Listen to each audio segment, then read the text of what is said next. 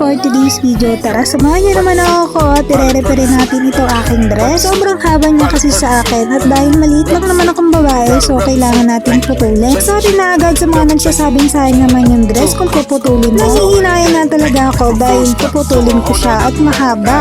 Kaso nga lang, halagpas pa ako siya at hindi naman ako mahilig mag-heels, kaya sayang din kung hindi ko masusuot. Ilang buwan na kasi itong nasa akin at hindi ko siya masuot-suot dahil wala rin naman akong pupuntuhan, tapos napakahaba pa niya. Tapos wala pa akong heels, puro driver shoes lang ang meron ako dito sa bahay. Pag sinuot ko nga to at hindi ko pinutulan, mukha na ako nagwali sa kalsada. Paniguradong lahat ng madadaanan ko, lahat ng basura nasa loob na ng dress ko. Kaya this time na lang makakapigil sa akin dahil puputulin ko. Wala nga akong bagong damit sa Pasko, kaya ito na lang gagawin ko. Siya na lang ang susuotin ko sa Pasko, di ba may bago na ako? Dahil naputulan ko na nga pala yung sa baba niya, is nilaslas ko naman yung sa may bandang tiyan nung dress. Kung tatanungin niyo naman ako kung bakit ko pinutol ko po yun dahil sobra pong luwag nung sa may tiyan, kaya puputulin natin. Wala po kasi akong nilalaman, kaya maluwag lang yung sa may harap, di ba? Pati nga yung sa may strap ipinutol ko. Uy, sorry na agad sa mga naghihinayang sa dress na to. Sana lang talaga maganda ang kalalabasan sa ginagawa ko para hindi ko pagsisihan sa huli. Baka kasi itong nanunood, isisihin din ako. Bakit mo kasi pinutol-putol tapos ngayon na yan, ganyan naman, ang pangit-pangit mo ng ginawa mo.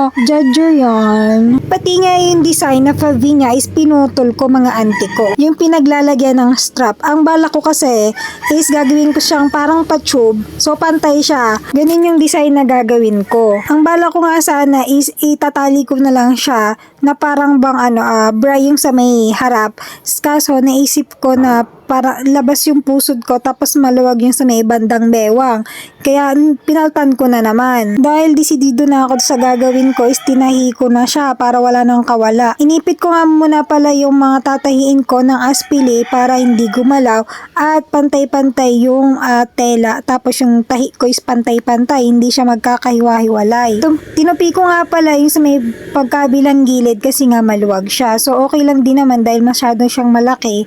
Kaya okay lang din na pagkakatupi. Naglo-loading na naman ako dito sa aking voiceover ba. Mano-manong tahi nga lang ang ginawa ko dahil wala rin naman akong makina at kung may makina man is hindi ako marunong gumamit. Habang nagtatahi nga ako at inaantok pa ako nito. Ang sarap ngang matulog dahil yung nababoring ka sa ginagawa mo pero gusto mo pa rin matapos. 2 days nga pala natapos itong pagtatahi na to kasi mano-mano lang. Tapos minsan nagkakahiwa-hiwalay pa sila. At nung natapos nga ang pagtatahi ko is nilagyan ko na rin siya ng design. Yung pinutol kong strap is ninagdagan ko siya. So ayan, iyan yung ginawa kong ribbon-ribbon sa may bandang strap niya. Hindi naman halatang tahing kamay yung aking pagkatahi. Swerte ko nga lang talaga dahil nakapulot ako ng sinulid na katulad ng kanyang kulay. Tadhana talaga na dapat kong putulin yung dress na yun dahil binigyan na ako ni Lord ng sinulid. Buti na nga lang talaga is ginawa ko lang tahing kamay dahil kung makina to panigurado. Hindi na yan tuwid, bali-bali ko na. Naging sigsag na yung pagkakatahi niyan kung makina. At ito na yung ating final look ng pagtatahi. Okay naman yung paggawa ko, at least hindi sayang yung pagputol at tas-tas ko sa mga tahi-tahi nga noon. At sa wakas nga is okay naman yung pagkagawa ko.